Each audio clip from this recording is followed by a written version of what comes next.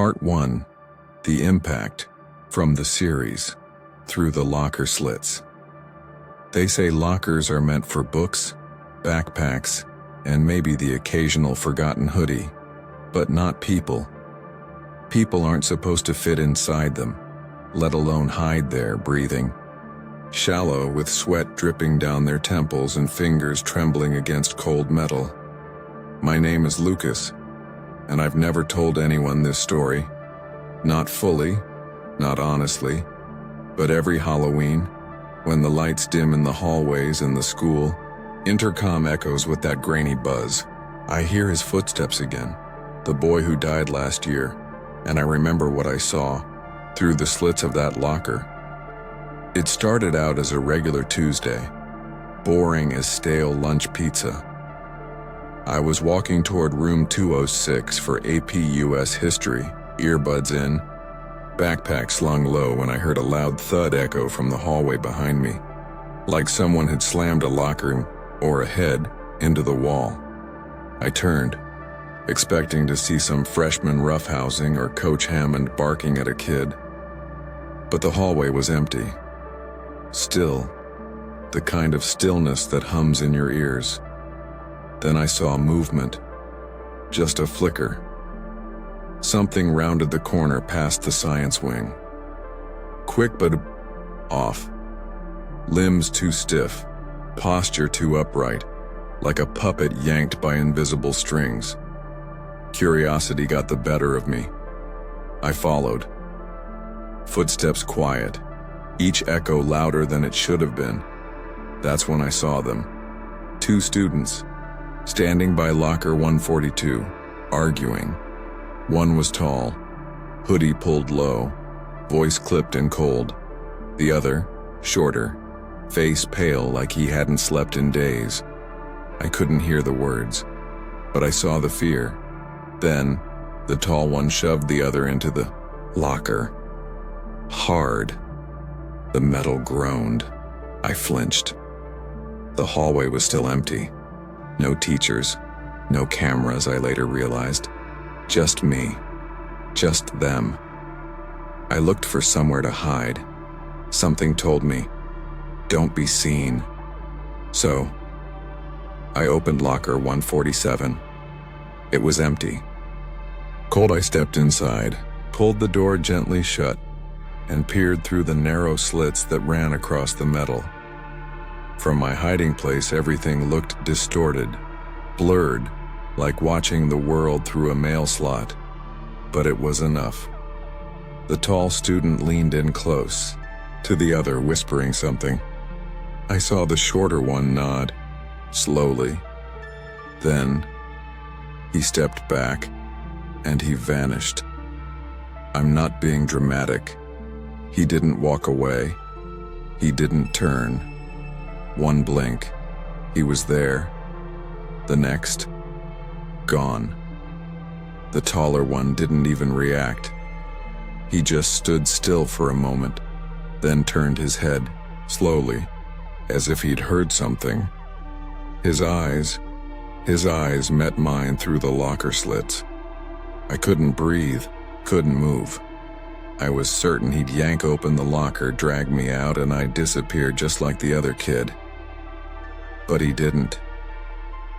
He just smiled, tilted his head, and walked away. My pulse throbbed in my ears. I waited. 10 seconds. 20, maybe a full minute before I dared open the locker.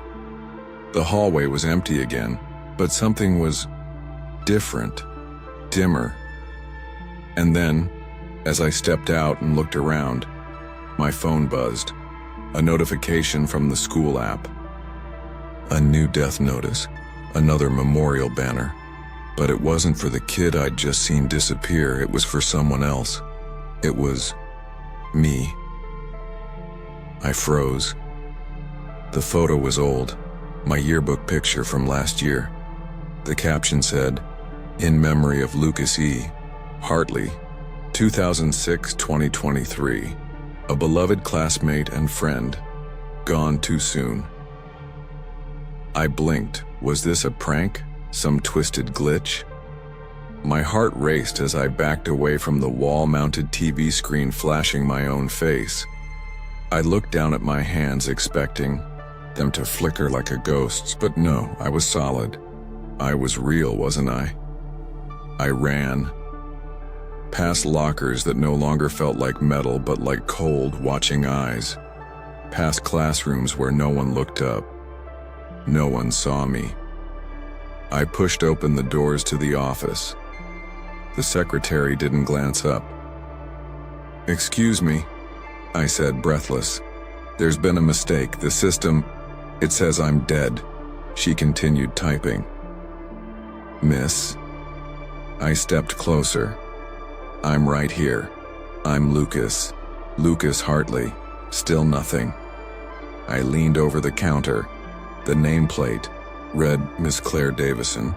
"Ms. Davison," I said louder. She didn't even blink.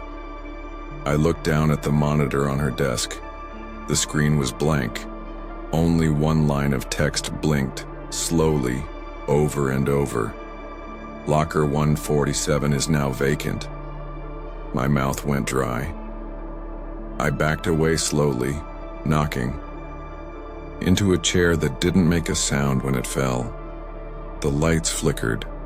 Somewhere, faintly, I heard it. Footsteps again, coming closer, but not on the floor, above, from the vents. I turned and ran. Not to class, not to the counselors, not even to the front doors, back to the hallway, back to the lockers. And as I reached locker 147, the metal cool against my hand, I heard it. A voice. Low. Static-filled.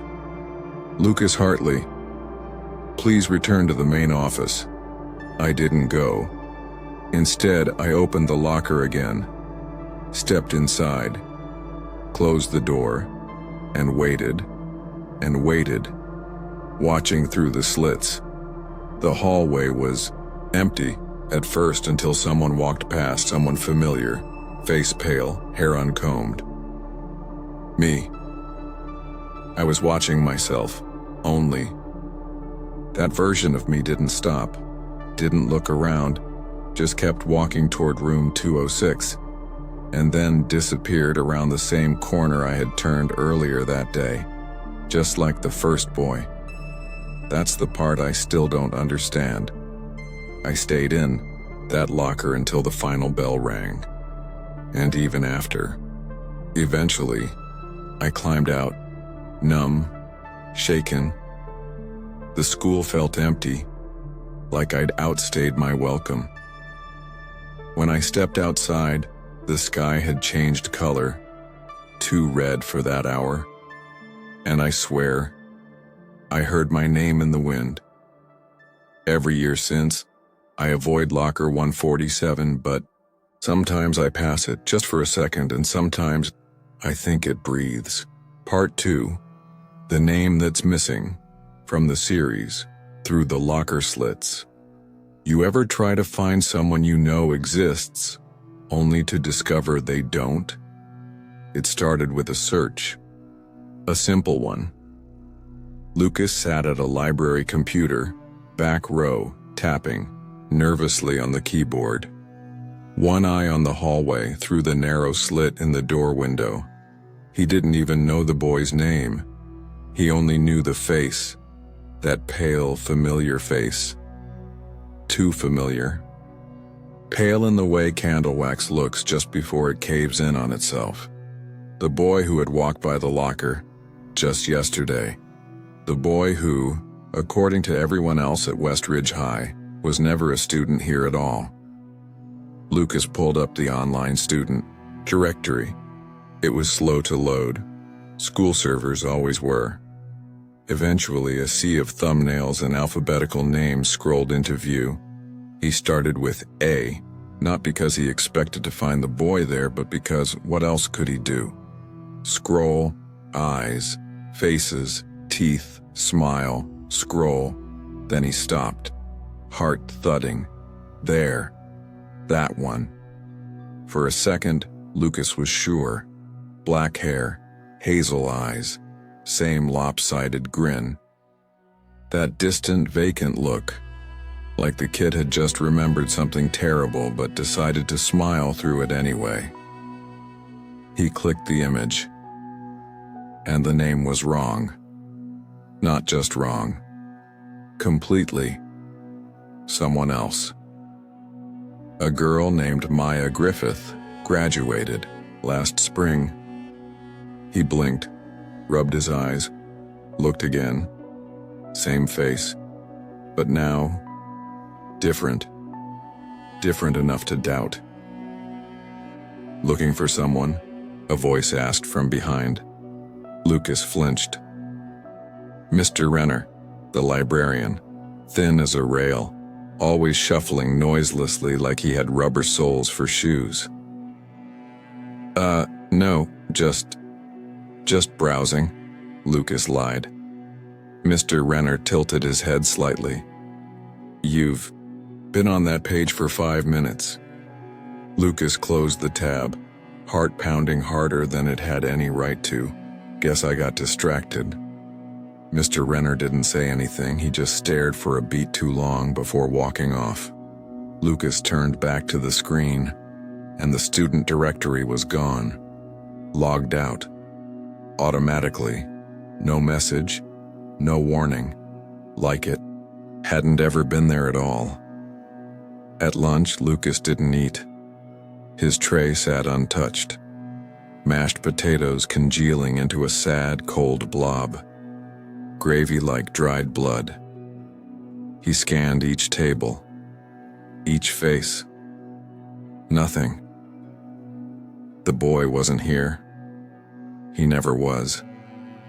But he had been yesterday, after the commotion near the gym, after Lucas had ducked into the locker like a coward and peered through the slits. He had seen the boy walk past, seen him, not imagined, not dreamed. Lucas had always prided himself on memory. He remembered things others forgot. What shirt you wore on a Tuesday 2 weeks ago. What exact words the substitute teacher used when he mispronounced Kafkaesque.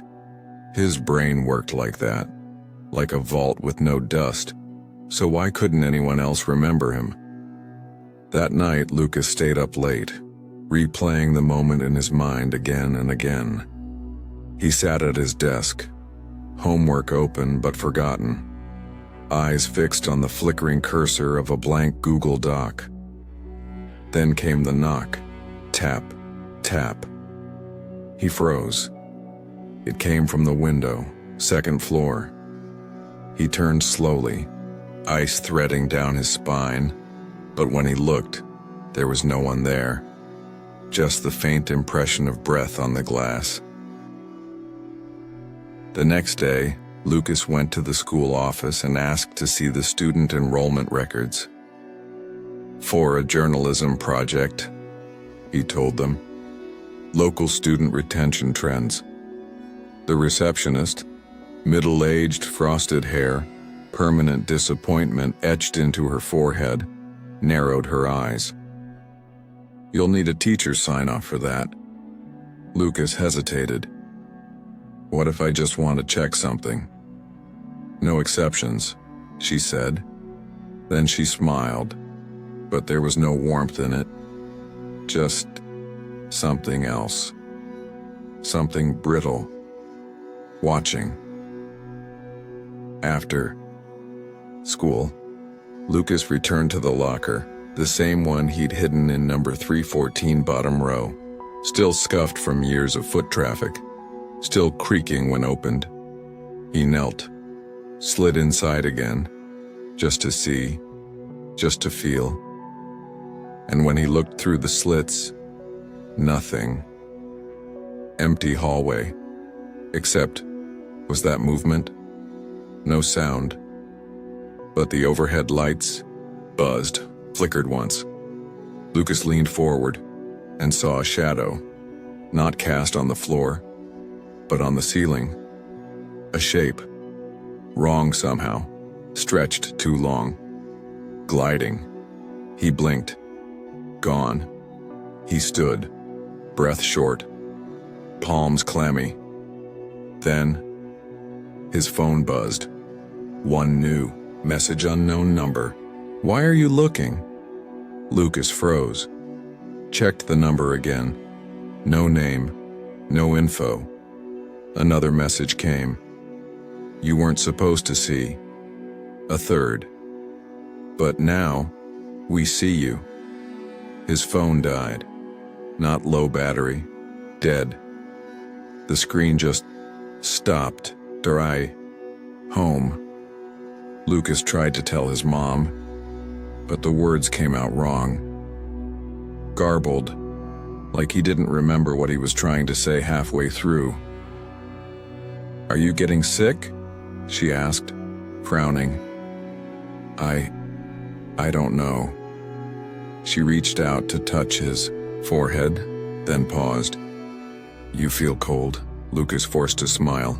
Probably just nerves, but inside, he was unraveling. Because when he checked the mirror that night, his reflection was slower than him. Just a little, but enough to notice. And the next morning at school, as Lucas walked down the main hallway, a freshman girl bumped into him. Sorry, she said, then stared. Do I know you? She asked, blinking. Lucas opened his mouth, but she was already walking away, and suddenly, he wasn't sure she'd said sorry at all. He checked his phone again. Still dead, still no name. Just silence. Until the intercom crackled.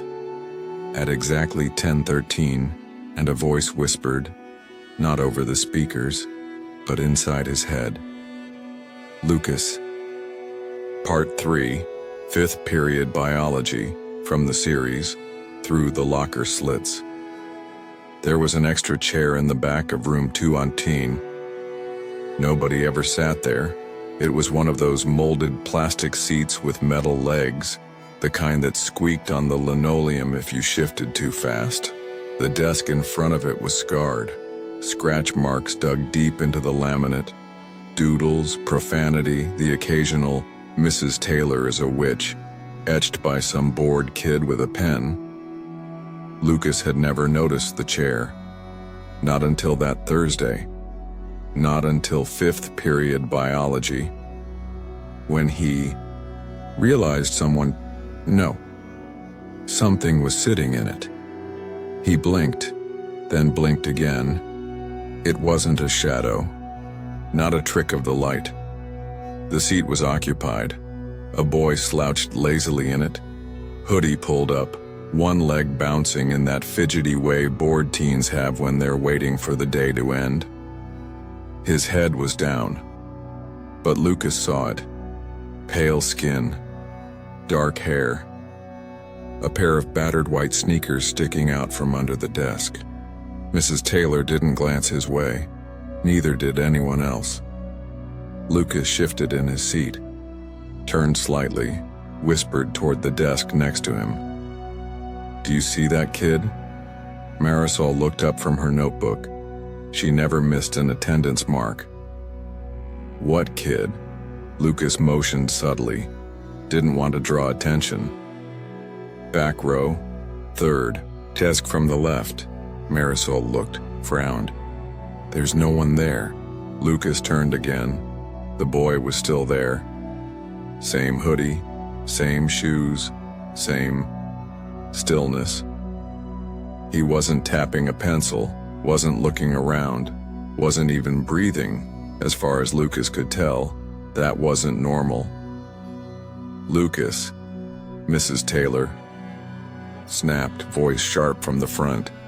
Eyes on the board, not on your girlfriend. A few kids laughed. Lucas's face flushed. I'm not... He started but stopped. What was the point? He turned to the board. Photosynthesis. Something about light absorption, chlorophyll, and a diagram of a leaf that looked like an aerial map of hell. He glanced back. The desk was empty. After class, Lucas lingered, pretended to tie his shoe, fumbled with his bag, moved slowly toward the back of the room. The chair squeaked as he nudged it with his knee. Warm. He froze. That seat had been warm. Not faintly, not used last period warm, but like someone had just stood up. He looked under the desk, nothing but shadows, and a crumpled piece of paper wedged in the metal basket. Lucas reached for it. The paper was brittle at the edges, yellowed, like it had been stuck there for years. In faded pencil, someone had written, "Still here. Can't leave." The letters were shaky, pressed deep. In some places, the pencil nearly tore through the paper. Lucas folded it quickly, shoved it into his hoodie pocket, glanced around. No one noticed. The other students had left. Mrs. Taylor was already halfway through erasing the whiteboard. Lunch was a blur. Lucas picked at his sandwich. Bits of conversation floated past him. The game this Friday. Did you finish the chem lab? I swear Mr. Park gave me an F just because I blinked. But Lucas wasn't listening. His mind kept circling back to that desk, that boy, that feeling. He pulled out his phone, opened the school's database app, a glorified planner, but it had class rosters. He tapped into biology period 5, 21 names. He counted again, still 21. His class had 22 desks. He scrolled slowly, checked each name. Nothing matched. No transfer student, no extra, no mistake. He checked every homeroom list for his grade. Still nothing. The name, the face, whatever he'd seen, wasn't there. By 7th period, Lucas had almost convinced himself he imagined it. Stress. Sleep deprivation. Too many horror games at 1 a.m., but then he opened his locker and something fell out. A folded square of notebook paper. Lucas unfolded it, fingers trembling. Same shaky handwriting, same faded pencil. You saw me. They know now. He looked down the hallway. Both ends. Empty. Too empty. It should have been filled by now. Backpacks, sneakers, gossip. Instead, silence. The lights flickered. Once, twice, then went out. Total darkness. For a second, Lucas stood in it. Then the light snapped back on. Students were there again, talking, laughing, shoving books into lockers like nothing had happened. Lucas clenched, the note in his palm until it crumpled. No one else had noticed the blackout. No one else had seen the boy in the seat. No one else had found the message. But someone knew he had. And now, they were watching. Part 4. Endless hallway from the series.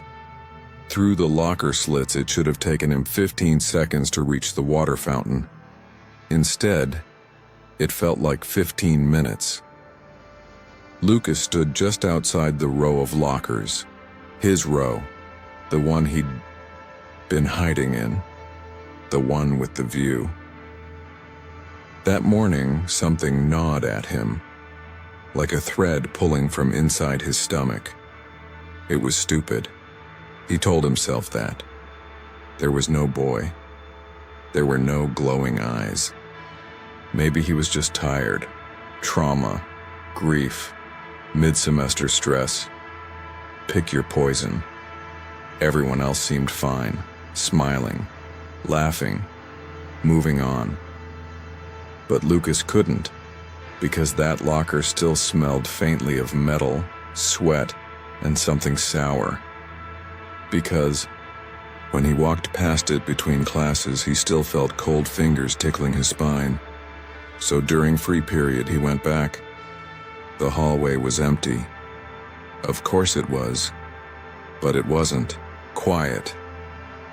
The hum of fluorescent lights overhead flickered just slightly off rhythm. One buzzed louder than the others, like it was trying to speak through static.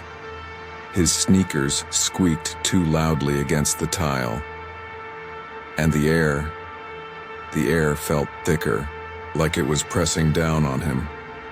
Lucas took a breath and walked forward, toward the locker he'd hidden in days earlier, the one across from the supply closet, the one near that dim corner where the impossible boy had passed. He paused, stared. Everything looked smaller, longer, wrong. He turned. The hallway behind him stretched back farther than it should, much farther. He could still see the end of it, but only just. It felt pulled, like taffy, like a dream. Okay, he whispered, half laughing. Lucas walked a few more feet. The water fountain that should have been on the left never came, nor did the fire extinguisher or the janitor's closet. Instead, every 6 lockers, a flickering light. Every 12 lockers, a gray scuff mark on the wall. Every 20 lockers, a sound, faint. But there, a dragging, soft, dry, like someone pulling something heavy across the tile with sandpaper hands. Lucas stopped, listened, held his breath. The sound stopped too. He turned around, and the hallway behind him now looked even longer, not just in distance but in age. The tiles behind him were grimier, older, the posters peeling, edges browned like burnt toast. The banner above the lockers once advertised the fall dance. Now it said nothing, just faded red cloth. No letters left. Lucas spun back, started walking faster, then jogging. Still no water fountain, no fire alarm, no scuffed tile near the bio wing, only more lockers and more flickering lights, and that sound again.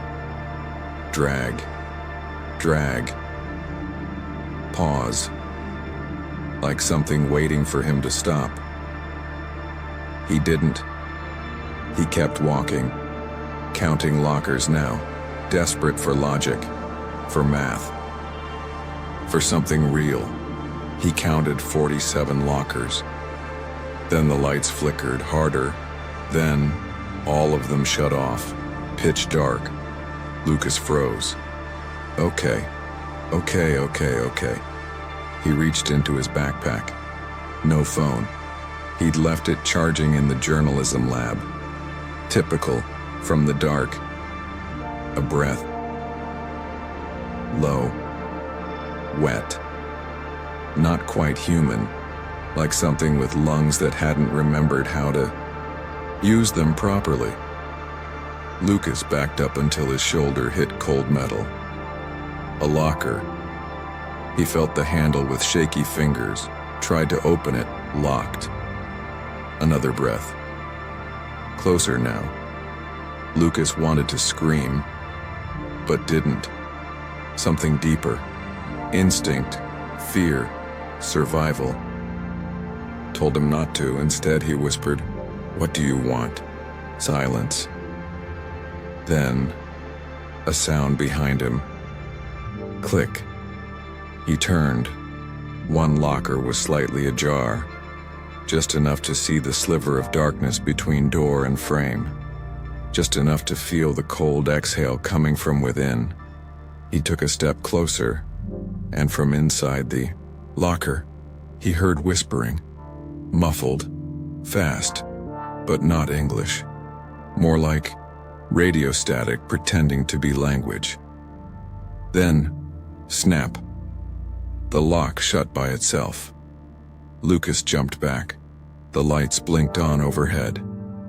Just briefly. And now, he was back at the start of the hallway, near the art room, near the place he should have returned to minutes ago. Except now, something was different. The hallway behind him was gone. He turned, where there should have been 70 lockers of space.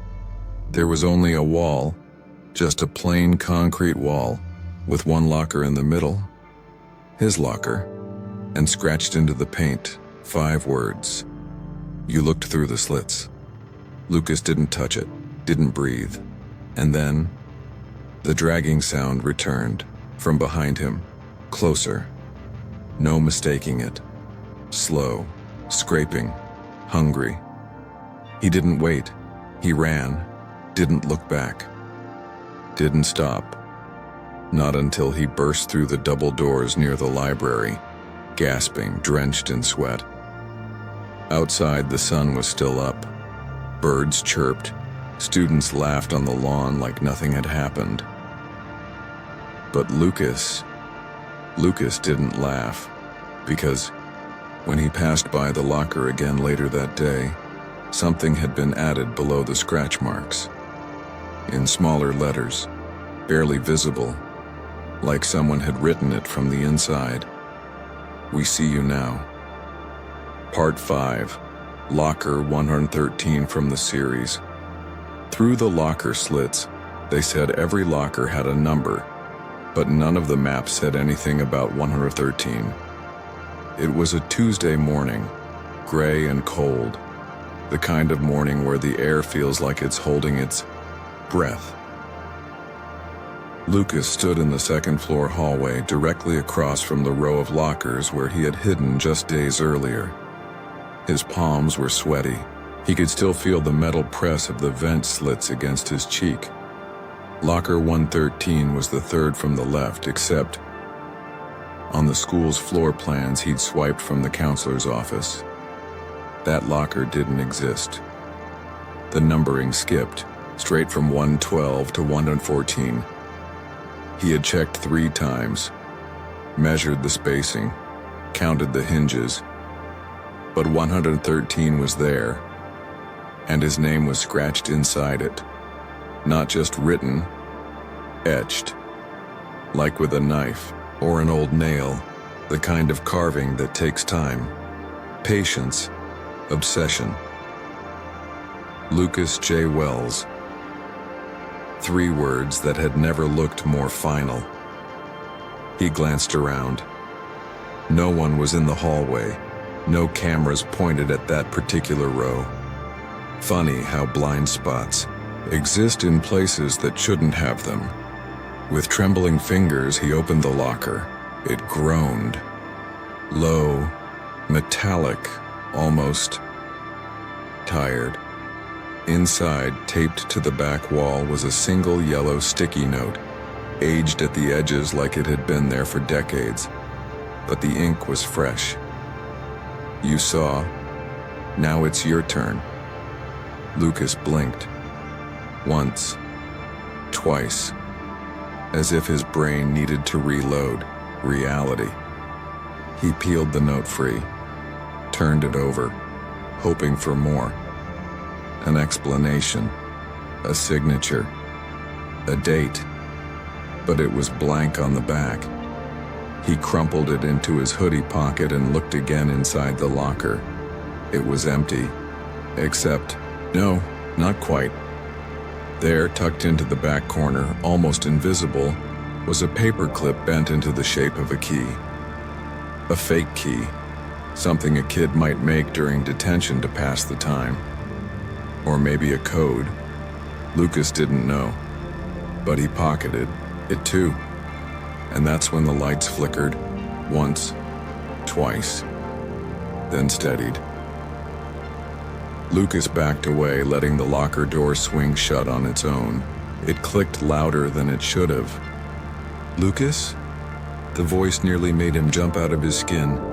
He turned. Mrs. Dalton, the librarian, stood at the far end of the hall, her arms full of books. "You're not supposed to be here this period, are you?" He fumbled. Bathroom. On the way back to class." Her eyes lingered. Too long. As if she saw something behind him. Something he couldn't see. But then she nodded. "Well, off you go." He nodded. Walked quickly, too quickly, down the opposite end. But even as he turned the corner, he felt it, the weight of the locker watching him.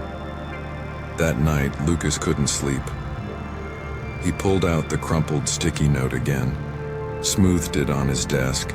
He stared at it under his lamp, half expecting the ink to bleed into new words, but it didn't.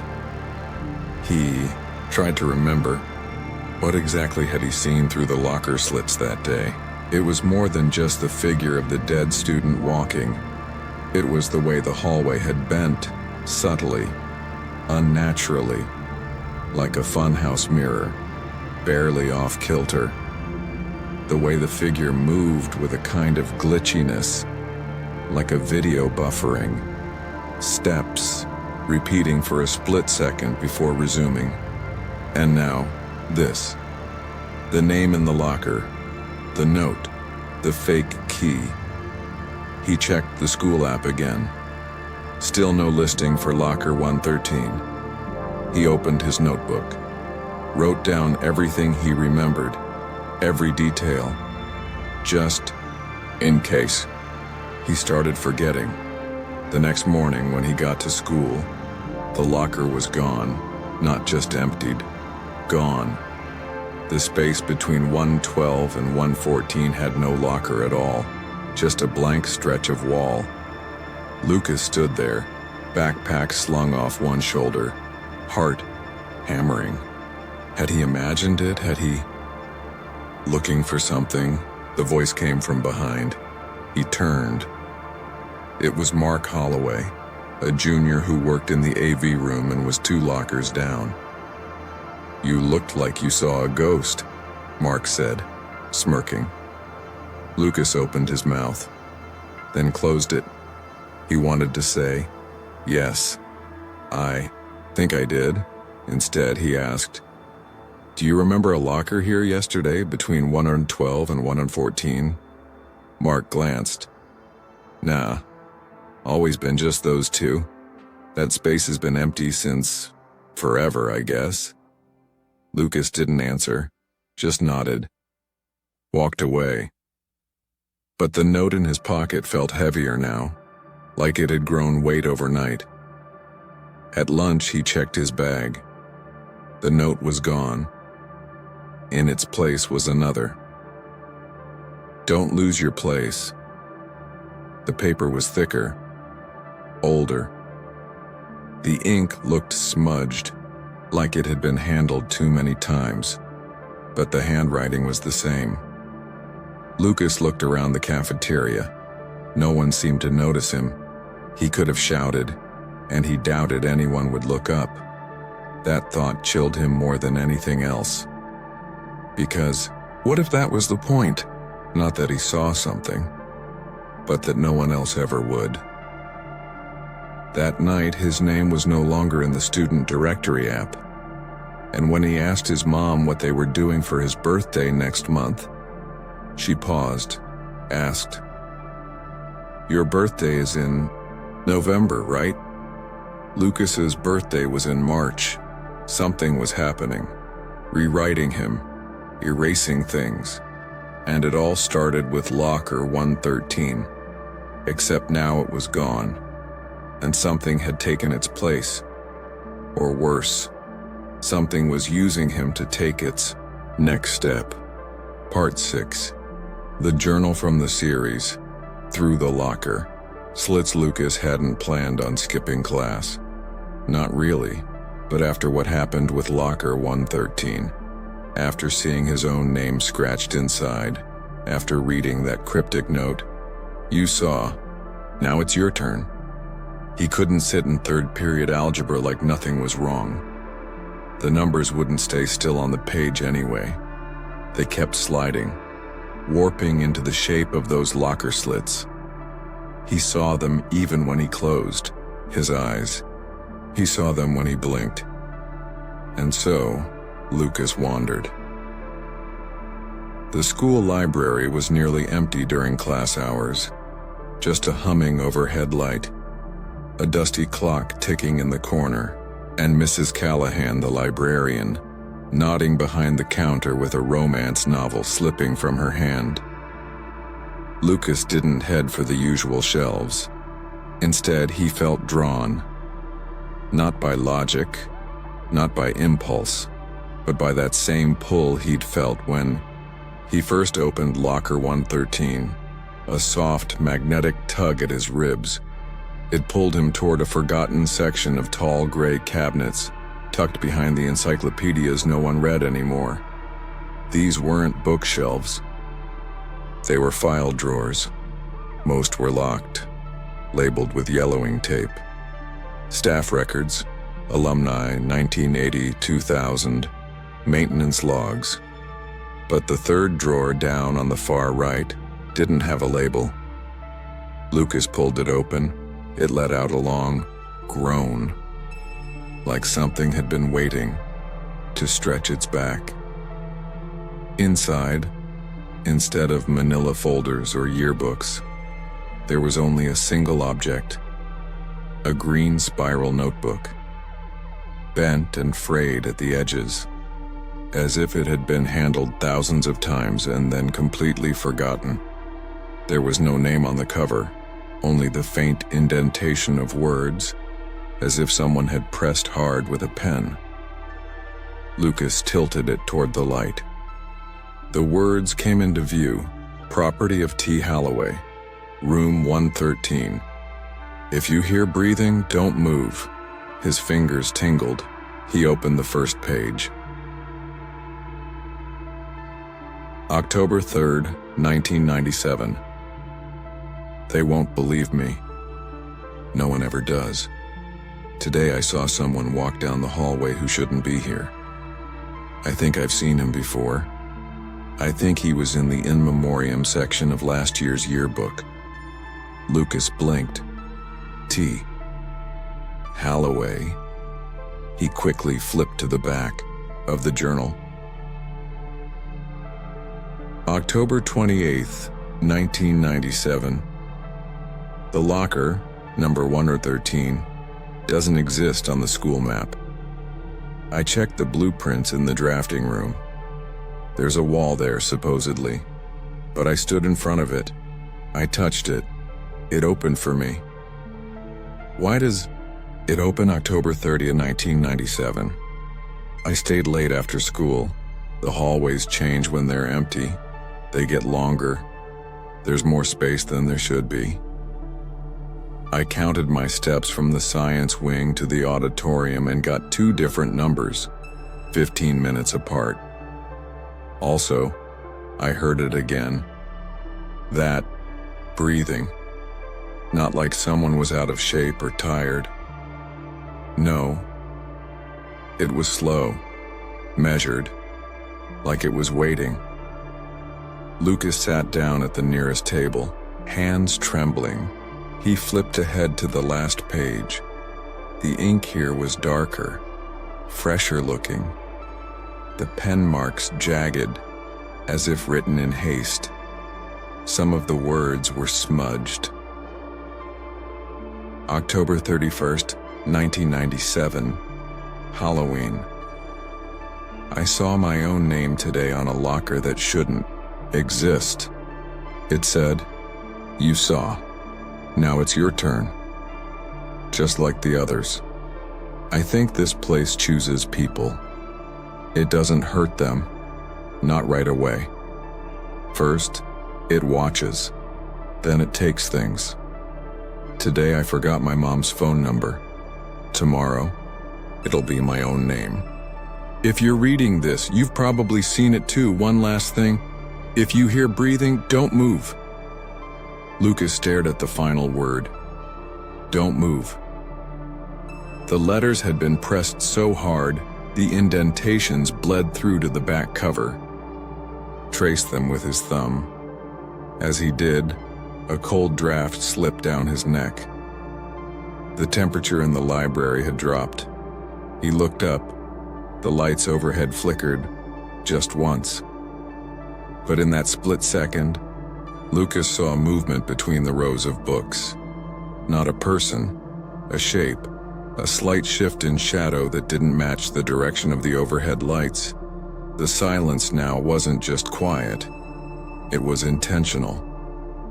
He closed the notebook, hugged it against his chest. Slowly he turned his head. Nothing. Just shelves of old biographies and forgotten books. But then he heard it. That sound. Like air moving in and out of lungs that shouldn't be working. It was quiet. Just at the edge of hearing.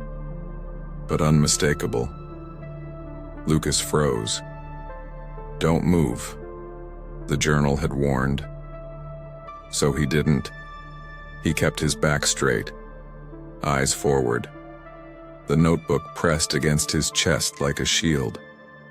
The breathing continued, moving, shuffling, almost curious. He couldn't tell if it was close or just inside his own head. 10 seconds passed, then 20. Then, clack. Something clicked on the far end of the library. A shelf, a hinge. Lucas slowly turned his eyes. The old card catalog drawer had popped open by itself.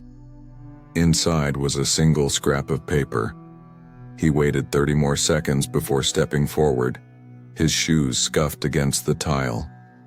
Every step, loud. Too loud. He reached. And it was a torn notebook page. On it, written in the same harsh ink as the journal. You're next, Lucas. Part 7. Parent Night from the series. Through the locker slits. Did you know?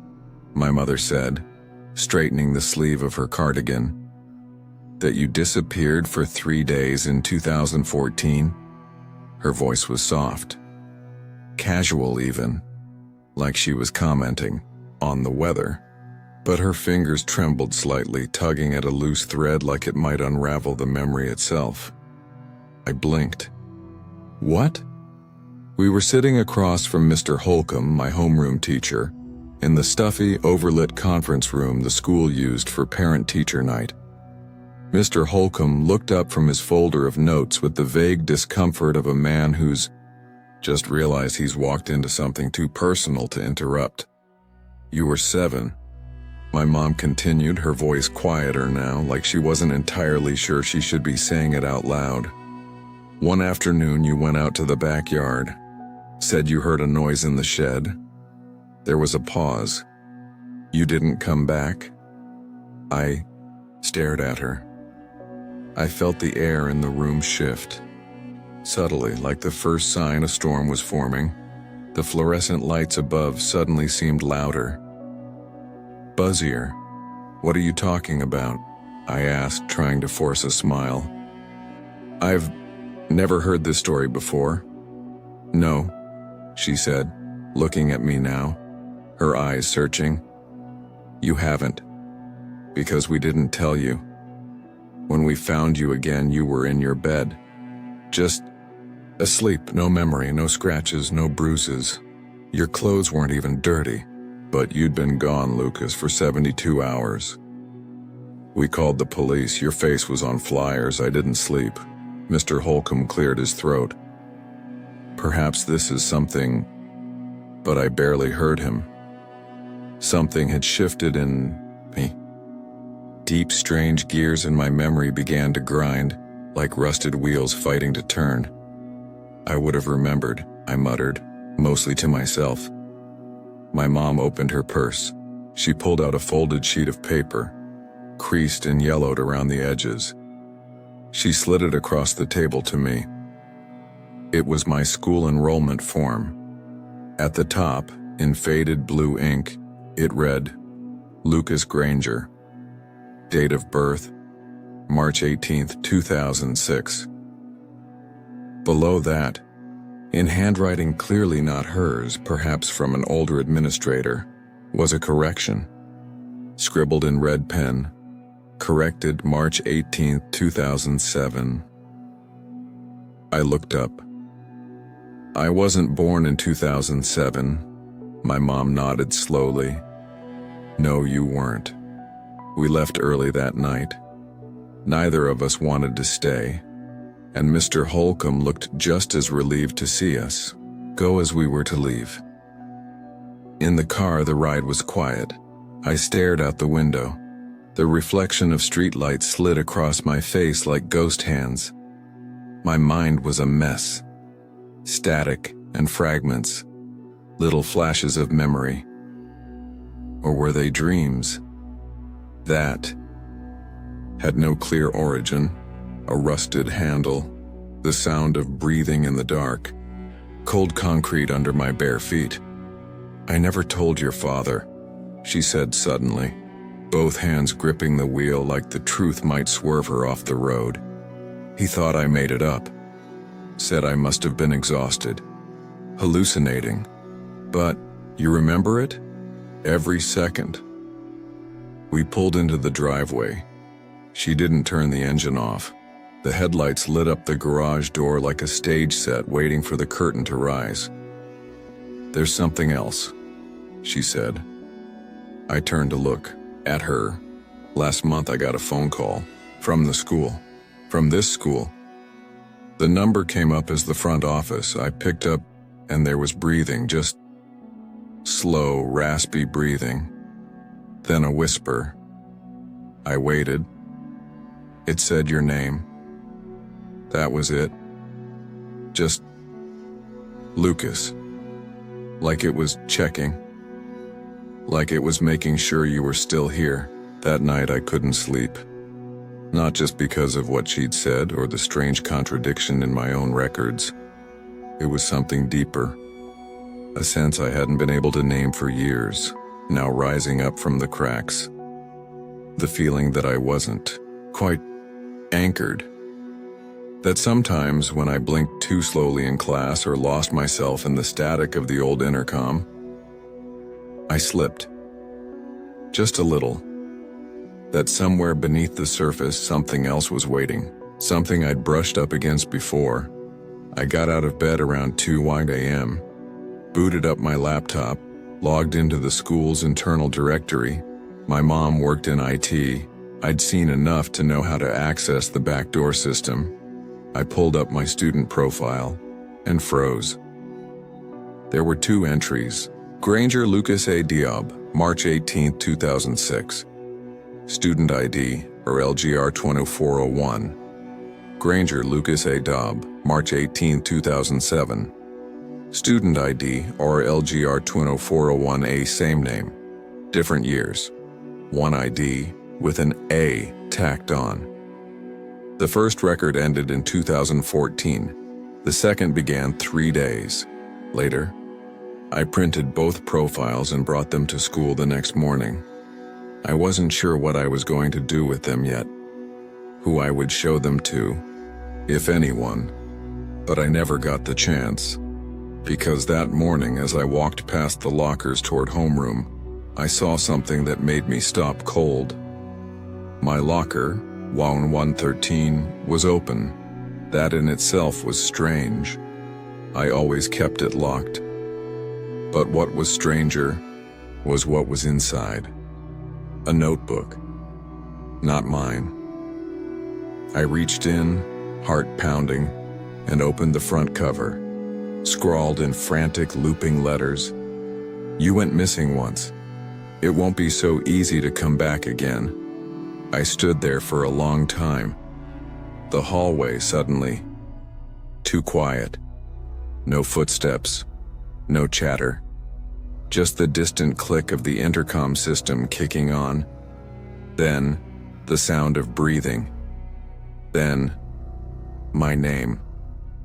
Lucas, Granger, please return to the place you belong. The voice wasn't from the intercom, it was from the notebook. Part 8. Through the slits from the series, through the locker slits, The inside of a locker shouldn't breathe, but this one did.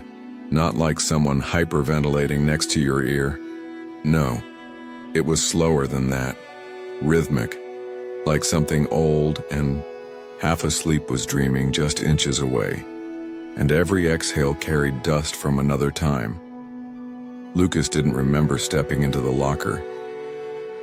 1 second, he was in the hallway outside room 113, staring at the row of lockers he thought he knew, and the next, slam. The metal door shut behind him like a mousetrap snapping shut. Click. Locked from the outside.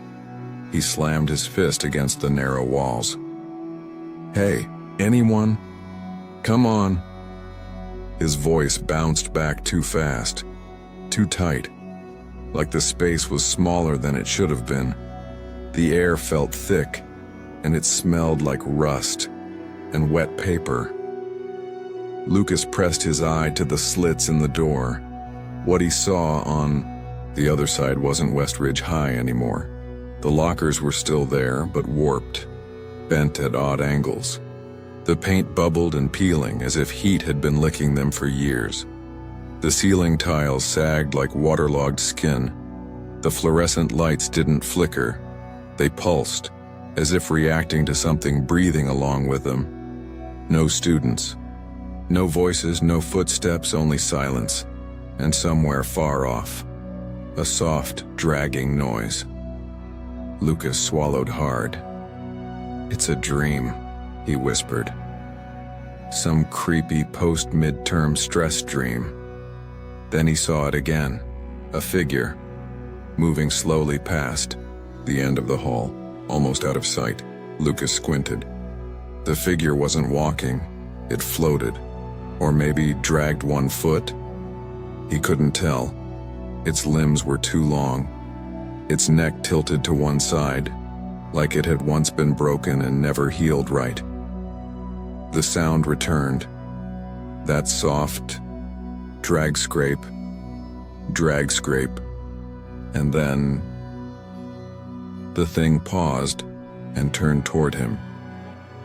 It didn't have a face, not fully, just a suggestion of features, a stretched mouth where a smile should be, hollow impressions where eyes might have been. Lucas backed away from the slits, breath catching in his throat. And that's when the whispering started, right behind him, not from the hallway, from inside the locker. The voice wasn't angry. It was amused. "You saw. Now you stay." Lucas turned around, expecting to see someone, anything, but there was nothing, just scratched up metal and shadows. He started pounding on the locker door, harder this time. "Let me out. This isn't funny." His voice cracked. It sounded smaller than it should have, like it didn't belong to him anymore. From the slits, light dimmed. The hallway outside was going darker, not like lights turning off, but like something was smearing blackness over everything. Then he noticed something new inside the locker. Etched into the back wall, faint but real, were words. "This is where it begins." Beneath that, a name. Eli Carter. Lucas stumbled backward, bumped his head against the metal. No, that's not possible. He remembered Eli, the news reports, the assembly, the grief counselors. Eli had died sophomore year, drowned during a field trip. His locker had been cleared out. His name was never spoken out loud anymore. Except, Lucas remembered something else. At the time, he had felt like someone was watching him during the ceremony. He'd assumed it was grief. Everyone had felt haunted. But now, it felt more like a passing of a torch, or a sentence. The whispering inside the locker grew louder. Not words, now it just breaths. Wet, labored, uneven. The same sound he had first heard through the slits that day, the one that started all this. Lucas dropped to his knees. He didn't scream. Screaming seemed too loud for this place. He tried to pull at the lock, rattle the door. Nothing worked. The world outside the slits was shifting. The hallway walls were no longer straight. They twisted slightly, like a funhouse mirror. Something moved in the shadows, and then, for a split second, something pressed its face to the other side of the locker slit. Not fully visible, just one eye, looking back, and it whispered, "We're watching from the other side." Lucas felt something in his back pocket. The journal, the one from the library, the one belonging to the student who vanished in 1997. His hands fumbled it open, almost tore a page in the dark. The last line glowed faintly, as if written in heat-sensitive ink. Or maybe it was never meant to be seen in daylight. "If you hear breathing, don't move." Lucas held his breath. The locker went still. So did the breathing silence. Again, he didn't dare shift, didn't blink. Time bent in strange ways inside that locker. Minutes passed, hours maybe. Then, without warning, the lock clicked open, the door creaked outward. Lucas stared. The hallway outside was normal. Fluorescent lights buzzing, students walking past, backpacks rustling, bells ringing. He stepped out.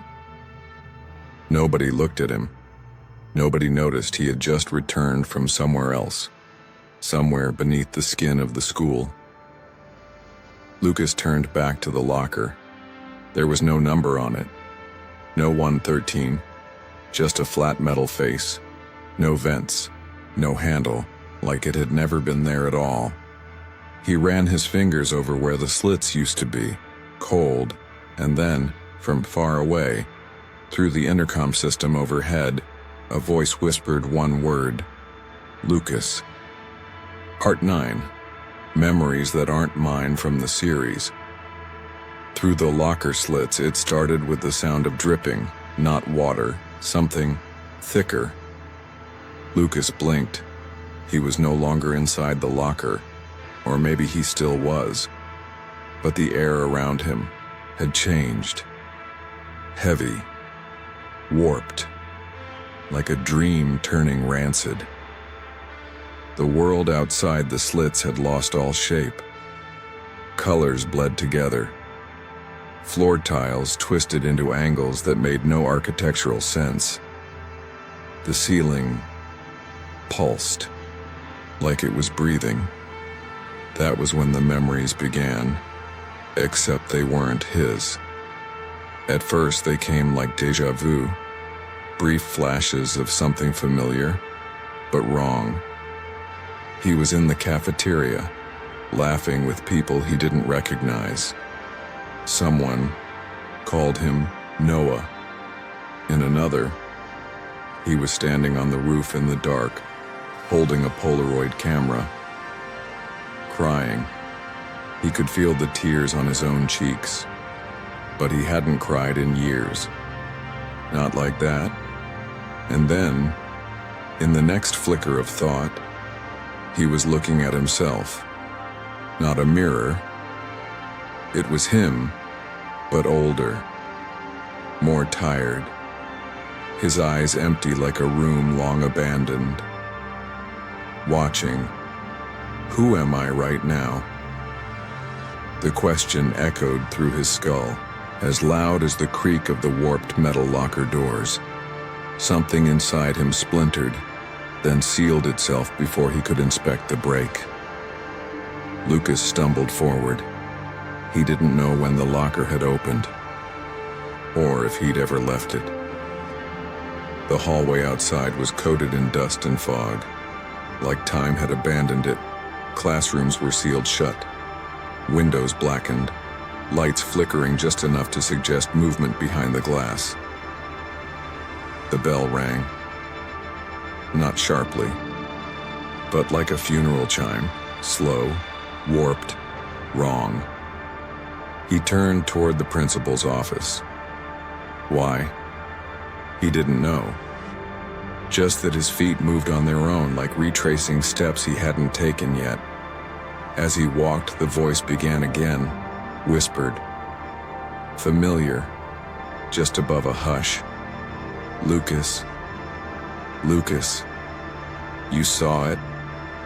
He froze. The voice came from everywhere and nowhere. The floor vents, the light fixtures inside his own ears you weren't supposed to remember. Outside the nurse's office, a mirror hung crooked on the wall. He didn't want to look, but he did. The reflection was him, and not him. Same freckles, same dark eyes. But the expression, detached. Like the soul had been unplugged. Behind the mirror version of himself, another figure stood. Shadowed, tall, shoulders slightly hunched, breathing, slow, shallow, in sync with his own. He spun around, empty hallway. But when he looked back, the mirror was cracked, and the other Lucas was gone. The next classroom door was open, room 113, but that wasn't its number yesterday. He stepped inside. Desks were arranged in a circle. Candles long burned down sat at each corner. In the center of the room, a yearbook lay open. Every face had been blacked out, except one. His. Lucas Green, most likely to disappear without a trace. He backed away, slowly, carefully.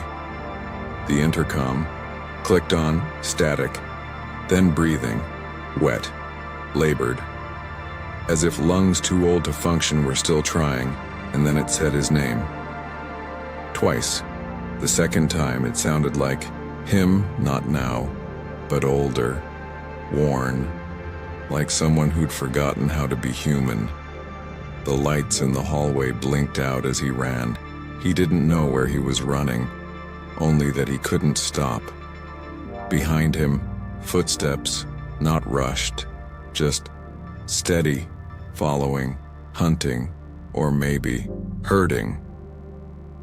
He ducked into a janitor's closet, slammed the door shut, and tried to control his breathing. On the wall was graffiti etched deep into the paint. If you hear it breathing, don't move. Then he noticed something else, etched below in smaller text. Lucas wrote this in 1997. His vision swam. Now 97? He wasn't even born then, but suddenly, he remembered the scent of gasoline, the old gym burning, a boy screaming from inside the locker, his own voice, older, desperate, but it wasn't his memory. Was it? He opened his phone. No signal, no apps, only. The camera worked. He turned it to selfie mode. For a moment, just one moment, he wasn't there. The frame showed the closet, but no Lucas. Then the screen glitched. His face returned. Only this time, a faint silhouette stood behind him in the dark, watching and smiling. He burst out of the closet, panting, disoriented. He needed to find someone, anyone. But the school was empty. Dust everywhere. Lockers rusted shut. Bulletin boards advertising. Events from 1993. His name was on one. Lucas Green, missing student. Please contact if found. The date? April 12th, 1994. He dropped to the floor. Everything was unraveling. Maybe it always had been. Maybe he was the memory, not the person, and the real Lucas. Watching, waiting, from the other side of the slits. Then the raspy breathing started again. But this time, when it wasn't outside the locker, it was coming from inside him. Part 10. When the door opens, from the series through the locker. Slits Lucas had always thought he'd gotten out. The bell rang that Monday morning, the same way it always did. Fluorescent lights flickered above the hallway like dying stars. Students poured into classrooms with their phones in one hand, iced coffee in the other. Everything seemed normal, except it wasn't. Because Lucas remembered stepping out of the locker. He remembered the cold metal on his back, the distant echo of footsteps, the way the hallway had pulsed like a living thing. And he remembered it ending somehow. He told himself it was over. The thing he saw, the names he heard, the breathing. But now, weeks later, a strange thought clung to the edge of his mind like mold on tile. What if the door never actually opened? It began with the clocks. Every single one in the school had stopped. Again, at 10:07. It didn't matter where he looked. The wall above the cafeteria, the library's desk, even Mr. Heller's smartwatch during 5th period biology. They all blinked 10:07 like a cosmic error that refused to correct itself. At first, Lucas thought it was just another power glitch. Schools had those, right? But then the noise came back. Not loud, not dramatic, just that faint, raspy inhale, like someone sleeping too close behind you, or watching you breathe. He heard it behind locker doors, in stairwells. Once, while rinsing his hands in the bathroom sink, he swore he saw something in the mirror behind him, just beyond the stall door. Then, nothing. When he turned back, there was condensation on the mirror, but he hadn't turned on the hot water. Tuesday, he skipped lunch and wandered to the locker again. Locker 113. Only now it wasn't there. The numbers had changed. Lockers that had once stood perfectly aligned now shifted, bent, like the hallway had rearranged itself. But when he leaned in close, he saw it again. That same scratch in the paint. The dent from where he had kicked it trying to get out. And beneath the handle, etched faintly as if done with a fingernail, was his name, Lucas. He didn't remember writing it, but his fingers fit the grooves. That night, he had the dream again, or maybe it wasn't a dream. He was back in the locker, but this time it wasn't dark. Through the slits, the hallway looked ruined. Walls sagged with mold. Lockers hung open like mouths mid-scream. Everything was gray, soft with decay, like the whole place had drowned long ago. And something was out there, not walking, waiting. He tried to scream, but only dust came out. The kind of dust that lives in things forgotten. He woke up gasping, his hands clamped around the edges of his bed frame like they were locker metal. Wednesday, Lucas stopped pretending. He didn't speak during classes. He didn't look at the other students because they weren't quite real anymore. Their mouths moved, but the words came half a second later. Their eyes didn't blink. Their smiles were too wide. Sometimes he caught one of them staring at him, and the moment he turned to meet their gaze, they'd flicker, like static, like something recorded. That's when he realized everything felt looped. He walked to his locker. The note was back. Same handwriting, same message. You saw. Now, it's your turn. But this time, a second line had appeared. The door opens at the end. Thursday. He stayed after school, waited until the janitors had left. The overhead lights buzzed like dying wasps. The halls fell silent. Locker 113 sat at the far end like it had been waiting for him all along. It was already open, empty. He didn't want to. But he stepped inside. The metal was colder than it should have been. When he turned to close the door, it shut by itself. Click. Complete darkness.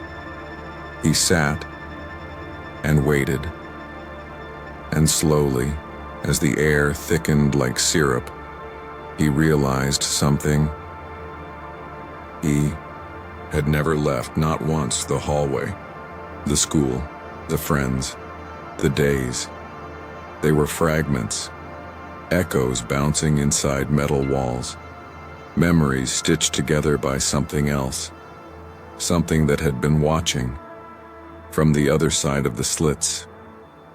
He didn't remember falling asleep, but he woke to breathing, not distant anymore, not behind, beside, and then he saw it.